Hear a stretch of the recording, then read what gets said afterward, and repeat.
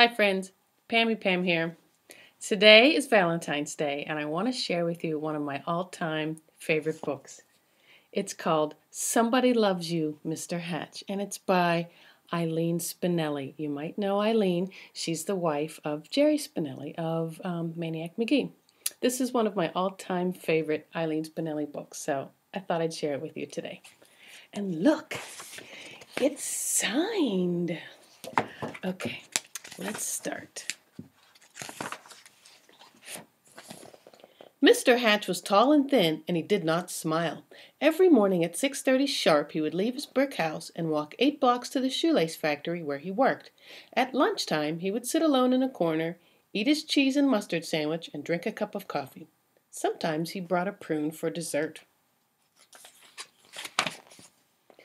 After work, he would make 2 stops, at the newspaper to get the paper, and at the grocery store to buy a fresh turkey wing for his supper.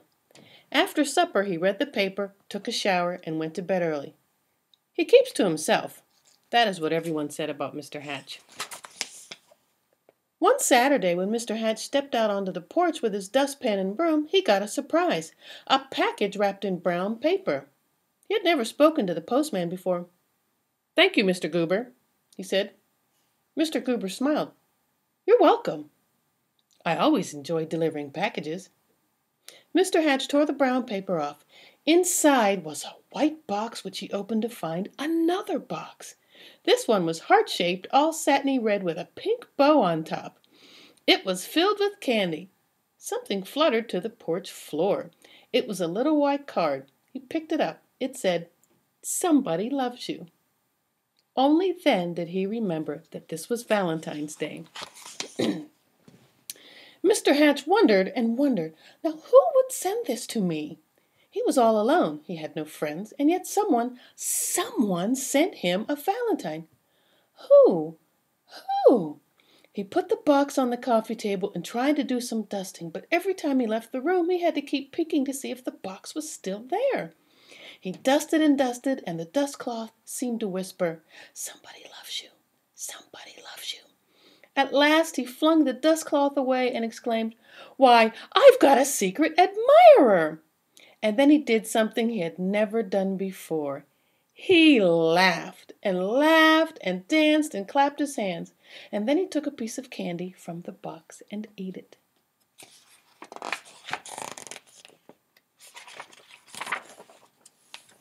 Mr. Hatch changed his shirt and found some old aftershave in the bottom drawer.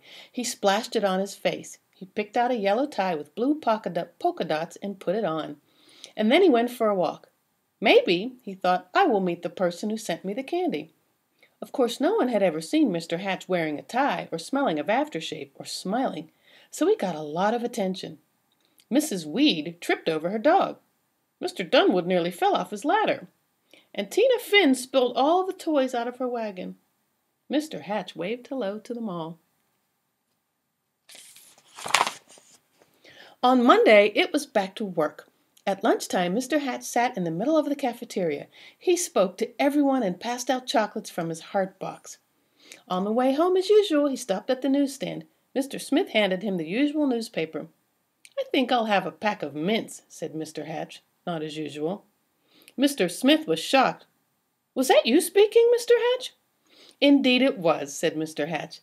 "I said I would also like a pack of mints, and if you don't mind my saying so, Mr. Smith, you don't look very well today."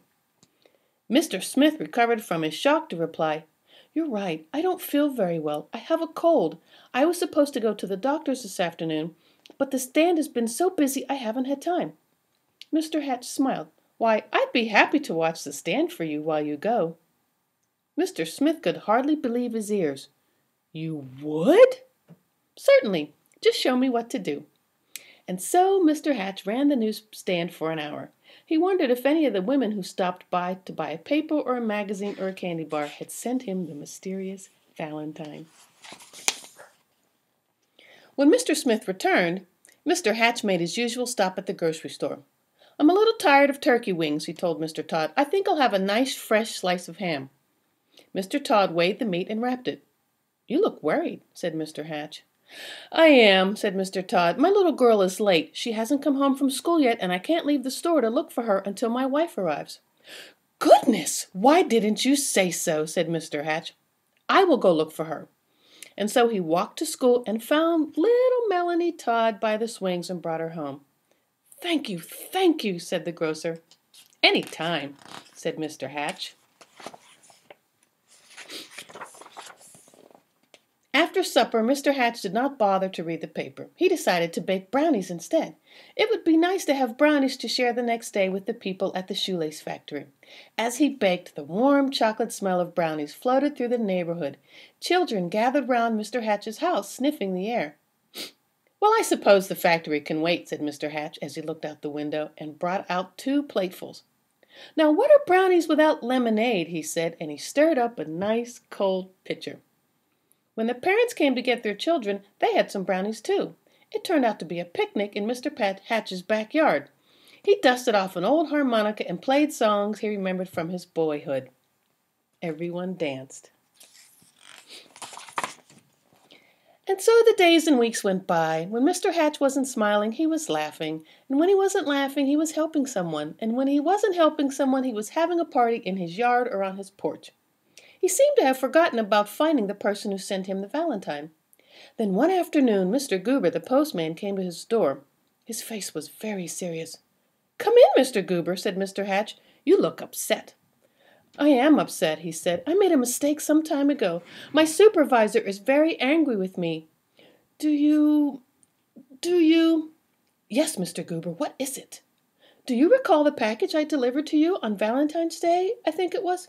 "Yes, I believe so," replied Mr. Hatch, beginning to feel a little uneasy. "I don't suppose you still have it," said Mr. Goober sadly. "As a matter of fact," said Mr. Hatch, "I still have the box. The candy is gone, though." "Why do you ask?" The postman took a deep breath. "I'm afraid I delivered it to the wrong address. It was supposed to go to another house." Mr. Hatch recalled tearing off the brown paper. It had never occurred to him to look at the address. He fetched the heart-shaped box and the pink bow and gave them to the postman. "I do hope your supervisor won't be too angry with you now." The postman was heading down the sidewalk when Mr. Hatch called from his porch. "Mr. Goober, I forgot something." He gave the postman the little white card. "Somebody loves you." Alone in his living room, Mr. Hatch sighed.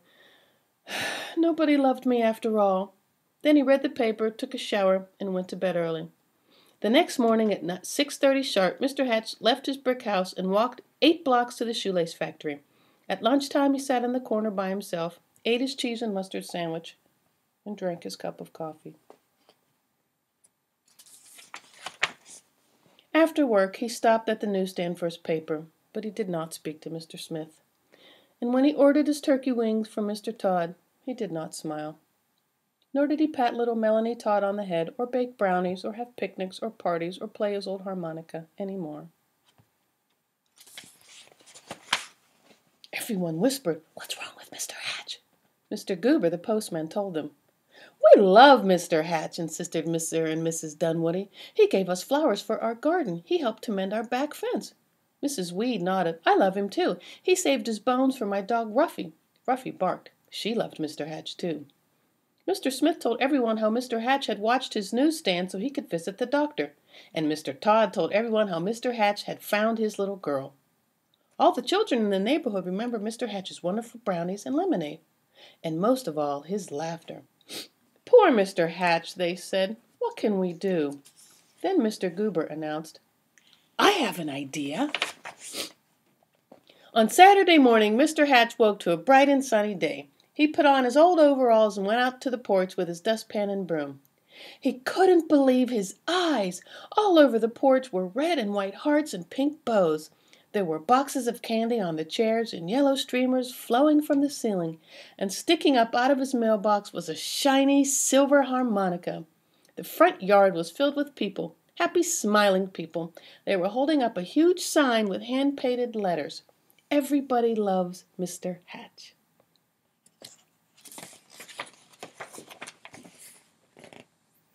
Mr. Hatch dabbed at a tear with his handkerchief. "I do believe," he sniffed, "somebody loves me after all." And then he smiled. And then he laughed. And then he hurried down to be with his friends. The end.